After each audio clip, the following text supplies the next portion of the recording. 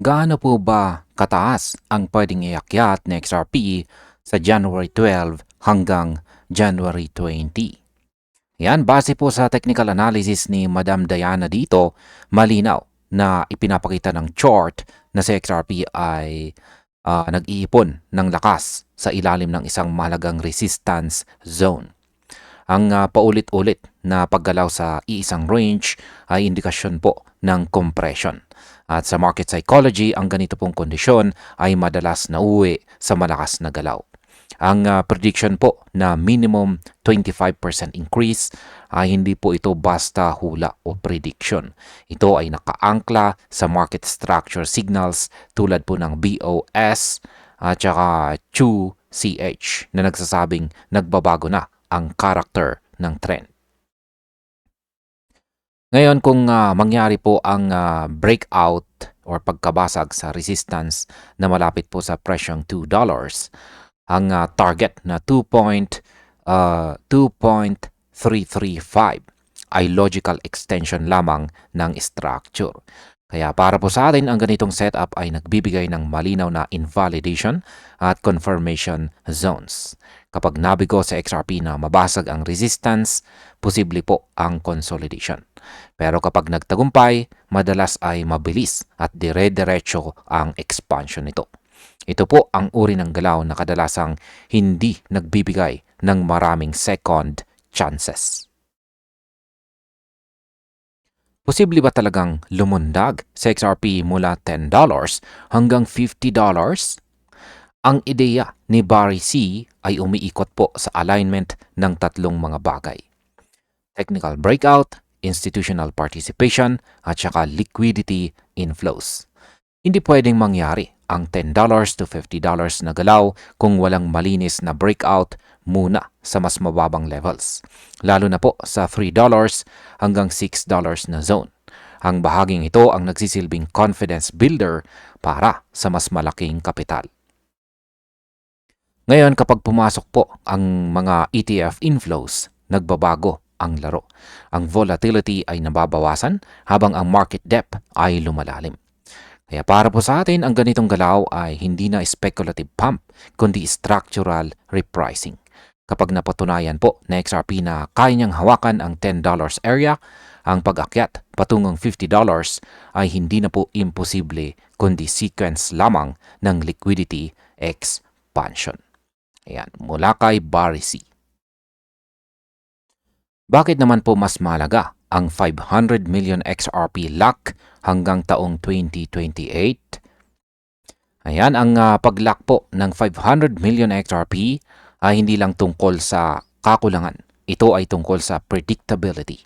Ang katotohanang on-chain at verifiable ito ay mahalaga para sa mga institutional players. Hindi po sila umaasa sa pangako. Umaasa sila sa ledger data. Ito ang dahilan kung bakit nagiging mas seryoso ang tingin ng market kay XRP. Para po sa atin, ang malinaw na supply behavior ay nagbabawas ng risk premium. Hindi nito ginagarantiyahan ang pagtaas ng presyo, ngunit pinapabuti po nito ang valuation confidence. Sa panahon kung saan ang market ay mas mature na, ang ganitong uri ng disiplina ay nagiging mas malaga kaysa sa hype. Kaya yan, base kay ex-finance bull dito. Ngayon ay totoo bang unti-unti nang kumakalas itong si XRP? Ang falling wedge breakout na binanggit po ni Crypto Captain dito, yan ay isa po itong classic reversal pattern. Hindi ito biglaang pagsabog kundi gradual shift ng control mula sa mga sellers patungo sa buyers. Kaya ang mabagal na pag-akyat ay madalas na sustainable kaysa sa biglaang spike. Ngayon kung mapapanatili po ni XRP ang galaw sa itaas ng wedge, ang susunod na target ay nakaabang sa $2.2 kung saan ay nagiging logical. Kaya para sa atin ang confirmation ay nasa daily closes at volume. Kapag nabigo, babalik sa consolidation. Ngunit kapag nagtagumpay, pwedeng ito na ang simula ng early year bullish phase. Bakit naman po critical ang 21-month EMA para kay XRP. At ayan, ang 21-month EMA ay hindi po basta moving average. Ito ay historical truth indicator ni XRP. Sa bawat cycle, kapag nakuha at nahawakan ito, sinusundan ng multi-month rallies. Kapag nawala, sinusundan ng mahahabang correction. Ayan po ang chart na ibinahagi ni Egrag Crypto dito. At nakikita po natin yung 21 EMA na kulay, yan po yung kulay yellow. Ngayon, na nasa mismong decision zone itong sa XRP, ang monthly close ang magiging hukom para po sa atin. Ito po ang antas na naghihiwalay ng noise o ingay mula sa macro direction. Kapag nanatili po ang suporta, posibleng nagsisimula na ang susunod na malaking phase. Ngayon ay bakit naman sobrang bigat ng $2 na price level para kay XRP? Ang $2 na price level ay hindi po kasi ordinaryong resistance. Ito po ay decade-defining ceiling. Paulit-ulit ng tinanggihan sa XRP dito mula pa noong taong 2017. Kaya bawat buwan na nananatili po siya sa ilalim nito habang gumagawa ng higher lows, ang pressure ay nagbi-build up. Ngayon, kapag nakitaan natin ng consecutive closes sa ibabaw ng $2, ang market ay mapipilitang mag-reprice. Walang gaanong historical supply sa itaas, kaya ang galaw ay pwede pong maging mabilis. Hindi dahil sa balita, kundi dahil sa structure resolution. Ano naman ang mangyayari kapag na-invalidate ang descending triangle? Ayan. Ang descending triangle ay karaniwang bearish. Ayan po yung chart na ibinahagi rito ni Black Bull na nagpapakita sa descending triangle pattern. At muli, ito ay karaniwang nag-i-indicate or nagpapakita ng kalagayan ni XRP na bearish. Pero kapag ito po ay nabigo, nagiging fuel or gasolina ito para sa upside direction. Ang resistance po ay malapit sa $2.05 na siyang susi. Kapag nabasag at nahawakan, mawawala ang bearish thesis. Para po sa atin, ang ganitong invalidation ay madalas sinusundan ng short covering at saka momentum buying. Kapag sinuportahan ng volume, ang galaw ay bihirang bumalik.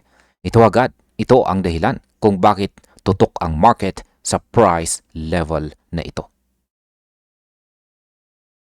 Paano naman nagiging template sa XRP para sa altcoin rotation? Ayan, kahit hindi po pabor si Stock Money Lizards dito kay XRP, kinikilala niya ang multi-year breakout structure nito. Ang ganitong setup ay madalas nauuna bago ang altcoin rotation, lalo na kapag nag-range muna itong si Bitcoin. Yan po ang multi-year breakout structure na pinapakita ni Stock Money Lizards dito sa kanyang ibinahagi na chart dito. Ayan, para sa atin, malagang maintindihan ang capital flow behavior. Kapag humina ang Bitcoin dominance, ang mga underperforming assets na may solid structure ang unang pinapasok. Dito po nagiging mahalaga ang pagbasa ng patterns kaysa sa personal bias. Dito po sa ating panghuling balita ay pareho ba talaga ang setup ng XRP sa gold at silver noon? Yan, ang comparison po ni Steph is Crypto dito ay hindi po tungkol sa presyo kundi sa structure.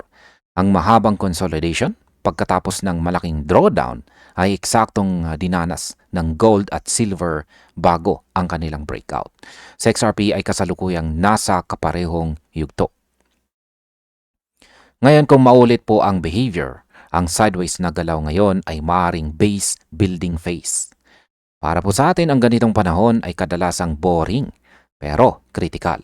Kapag nabasag po ang resistance, ang galaw ay kadalasang mabilis at hindi na lumilingon. Ngayon, sa kabuuan, ang masasabi ko naman po tungkol dito ay si XRP ay hindi po basta umaakyat dahil lamang sa hype. Ang nakikita natin ay alignment ng structure, supply discipline at saka liquidity behavior. Hindi ibig sabihin nito ay guaranteed ang upside. Ngunit malinaw na ang market ay papalapit sa decision point. Para po sa atin, ang pinakamalaga ay hindi ang hulaan ang eksaktong presyo, kundi ang basahin kung kailan handa ang market. At sa ngayon, maraming senyales ang nagsasabing sa XRP ay papalapit na sa sandaling ito. At ayan, hanggang dito na lamang po tayo sa video na ito mga ka-crypto. Maraming salamat sa panonood at panoorin na rin ninyo ang suggested video natin dito.